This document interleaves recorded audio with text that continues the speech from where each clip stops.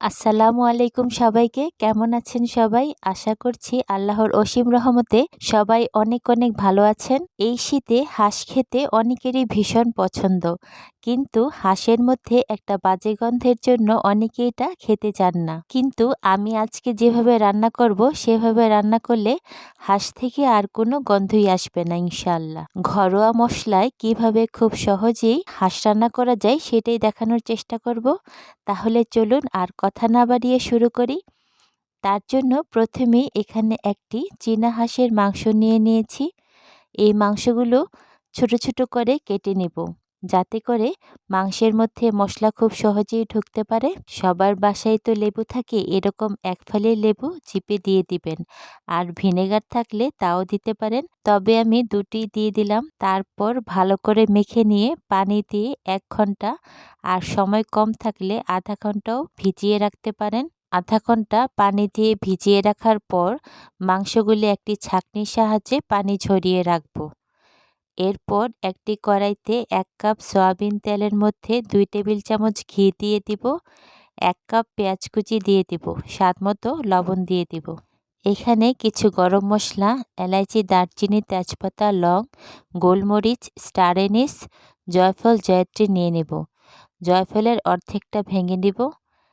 পেঁয়াজটা brown colour চলে আসলে আস্ত গরম মশলাগুলো দিয়ে দেব। কিছুক্ষণ নেড়ে নেব। 1 টেবিল চামচ পেঁয়াজ বাটা ও 2 টেবিল চামচ আদা বাটা দিয়ে নেড়ে নেব। 2 টেবিল চামচ রসুন বাটা দিয়ে মশলাটা মিশিয়ে নেব। হাঁসের মাংসের মধ্যে কিন্তু মশলাটা একটু বেশিই দিতে হয়। আর হাঁসের মাংসের কালারটা সুন্দর আসার জন্য এখানে 1 টেবিল চামচ মরিচ বাটা ও 2 টেবিল চামচ টমেটো বাটা দিয়ে দেব। শীতের মধ্যে ঝাল ঝাল হাঁসের মাংস খেতে বেশি মজা লাগে, তাই এখানে আরও 1 চা চামচ মরিচের গুঁড়া, 2 টেবিল চামচ হলুদের গুঁড়া, 2 চা চামচ ধনে গুঁড়া দিয়ে সামান্য পানি দিয়ে দেব, যাতে মশলাটা পুড়ে না যায়। 2 চা চামচ জিরার গুঁড়া দিয়ে নেড়ে মশলাটা ভালোভাবে কষিয়ে নেব। এই হাঁসের মাংসের মশলাটা যত কষানো হবে মাংসটার টেস্ট ততই বেড়ে যাবে। 1 চা চামচ গরম মশলা দিয়ে দেব। মশলাটা কষানো হয়ে গেলে ধুয়ে রাখা মাংসগুলো দিয়ে মশলার সাথে মিশিয়ে নেব। 10 থেকে 15 মিনিট কষিয়ে নেব। মাঝখান দিয়ে নেড়ে দিয়েছিলাম যাতে তলায় লেগে না যায়। কষাতে কষাতে মাংস দেখে বেশ খানিকটা পানি উঠেছে। এই পর্যায়ে কয়েকটা ধুয়ে রাখা আস্ত রসুন দিয়ে দেব। তারপর ঝোলের জন্য গরম পানি দিয়ে দেব।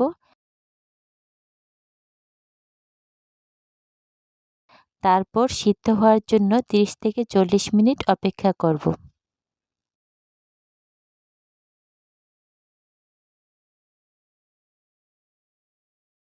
40 মিনিট পর আমাদের হাঁসের মাংস একেবারে সুন্দর সিদ্ধ হয়ে গেছে। উঠানোর আগে সামান্য চিনি ও কয়েকটা কাঁচামরিচ দিয়ে উঠিয়ে ফেলব। দেখুন হাঁস ভুনাটা দেখতে কতটা লোভনীয় হয়েছে, আর খেতেও হয়েছিল অসম্ভব রকমের মজা। এখন সার্ভিং ডিশে সার্ভ করে নেব। আশা করছি আমার রেসিপিটি ফলো করে এভাবে রান্না করলে আপনাদের কাছেও হাঁসের মাংস খেতে ভীষণই ভালো লাগবে। তো আজ এ পর্যন্তই, আবার দেখা হবে নতুন কোনো রেসিপি নিয়ে। ভিডিওটি যদি ভালো লেগে থাকে তাহলে প্লিজ লাইক আর শেয়ার করতে ভুলবেন না, আর চ্যানেলটাকে সাবস্ক্রাইব করে আমার পাশেই থেকে যেতে পারেন। আর যারা অলরেডি সাবস্ক্রাইব করে দিয়েছেন তাদেরকে অসংখ্য ধন্যবাদ। সবাই অনেক বেশি ভালো থাকুন, সুস্থ থাকুন ও নিরাপদে থাকুন, এই দোয়াই করি। আসসালামু আলাইকুম। আল্লাহ হাফেজ।